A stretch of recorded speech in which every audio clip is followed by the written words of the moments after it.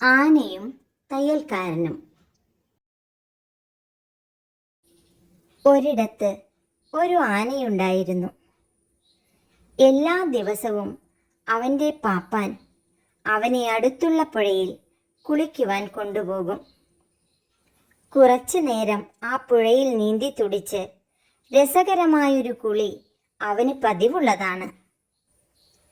ആന പുഴയിലേക്ക് നടന്നു പോകുന്ന വഴിയിൽ ഒരു തയ്യൽ കടയുണ്ടായിരുന്നു. നടന്ന് നടന്ന് തയ്യൽ കടയുടെ അടുത്തെത്തുമ്പോൾ ആനയൊന്ന് നിൽക്കും.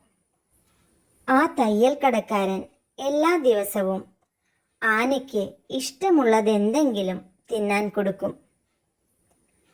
ഒരു ദിവസം പതിവ് പോലെ കുളിക്കാൻ പോകുന്ന വഴിയിൽ ആന തയ്യൽ കടയുടെ മുന്നിൽ വന്നു നിന്നു.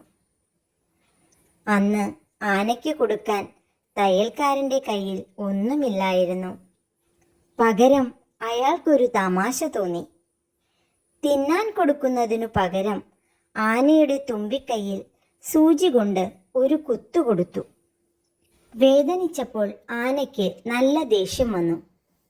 "നീ എന്നെ വേദനിപ്പിച്ചു അല്ലേ? നിനക്ക് ഞാൻ വെച്ചിട്ടുണ്ട്," ആന മനസ്സിൽ പറഞ്ഞു.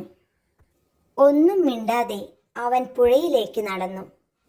പുഴയിലെ വെള്ളമെല്ലാം കലക്കി മറിച്ച് അവൻ ഗംഭീരമായൊരു കുളി പാസാക്കി.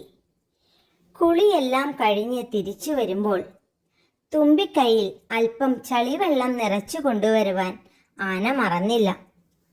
തുമ്പിക്കൈ നിറയെ ചെളിവെള്ളവുമായി തയ്യൽ കടയുടെ മുന്നിലെത്തിയ ആന ഒരു നിമിഷം ഒന്ന് നിന്നു. പിന്നെ ആ ചെളിവെള്ളം മുഴുവൻ തയ്യൽ കടയിലേക്ക് ചീറ്റിയെറിഞ്ഞു. തയ്യൽക്കാരനും അയാളുടെ തുണികളും എല്ലാം വെള്ളം വീണ് അഴുക്കായി. അതോടെ തയ്യൽക്കാരന് തൻ്റെ തെറ്റു മനസ്സിലായി. ആരോടും വേദനിപ്പിക്കുന്ന തമാശകൾ ചെയ്യരുത് എന്ന പാഠം അയാൾ പഠിച്ചു.